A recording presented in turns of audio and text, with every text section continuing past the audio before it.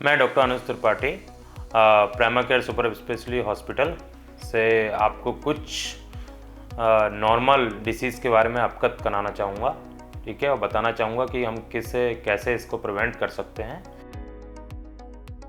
Loose motions को prevent करने के लिए कुछ बातें, सिर्फ 4 पॉइंट फॉलो करने हैं, बहुत ज़्यादा पॉइंट्स नहीं फॉलो करने हैं, सिर्फ 4 बातों का ध्यान रखना है जिससे हम लूज मोशन और या डायरिया जिसको बोलते हैं डायरिया अवॉइड कर सकते हैं। सबसे पहले wash hands before eating and after using toilet. तो अगर हम अपने हाथों को अच्छी तरीके से वॉश करेंगे जब भी हम कुछ खाते हैं या फिर बाहर से हम घर में आते हैं या फिर हम कहीं भी शौच का उपयोग करते हैं, तो हमें ध्यान रखना है कि हमें अपने हाथ अच्छे तरीके से वॉश करने हैं।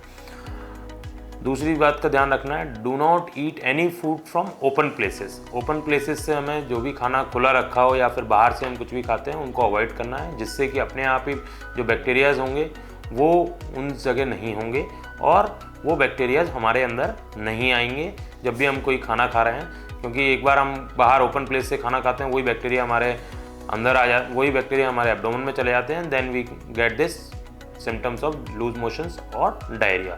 तीसरी बात का ध्यान रखना है, ड्रिंक जो पानी पीना है वो बहुत क्लीन वाटर पीना है, clean water and boiled water. Always remember whenever you boil the water, इसलिए आप देखते हैं आजकल आरओ कितने प्रकार के आरओ आ गए हैं, अल्ट्रावेव आरओ, ये सब सारी चीज़ें आ गए हैं। वो इसीलिए हैं कि वाटर जितना क्लीन होगा, क्योंकि वाटर का इंटेक सबसे ज़्यादा होता है हमारे अंदर, और वाटर हमारा जितना क्लीन होगा उतना हम डायरिया या लूज मोशन को अवॉइड कर सकते हैं।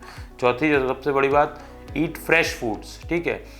फ्रेश फूड्स का मतलब हम ऐसे ना हो कि स्टोर्ड फूड पे ज़्यादा ध्यान दें। स्टोर्ड फूड जैसे आज हमने सब्जी खरीदी, उसको हम 4 दिन बाद बना रहे हैं, तो ऑब्वियसली वो कंटेमिनेटेड होने के उसके ज़्यादा चांस होते हैं। तो आप ऑलवेज रिमेंबर ईट फ्रेश फूड और उसको धो के अच्छी तरीके से उसके बाद हम खाएं। और जो भी हम फ्रिज में स्टोर करते हैं उन पर ध्यान रखें, उन फूड को हम कवर करके रखें जिससे कि वो कंटेमिनेटेड ना हो।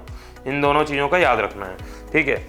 And last but not the least, trim your nails, ठीक है। रेगुलरली आप अपने नेल्स को ध्यान रखें, क्योंकि कोई भी बैक्टीरिया हम बाहर जाते हैं तो वो हमारे किसी अंगों में रह जाता है। जैसे कि नेल्स अगर बड़े होते हैं तो उसके नीचे जो नेल बेड होता है उसमें वो बैक्टीरिया रह जाता है और फिर वही बैक्टीरिया हमारे नॉर्मल हैबिट्स में आ जाता है। तो हम इन चीज़ों का ध्यान रखें बिल्कुल।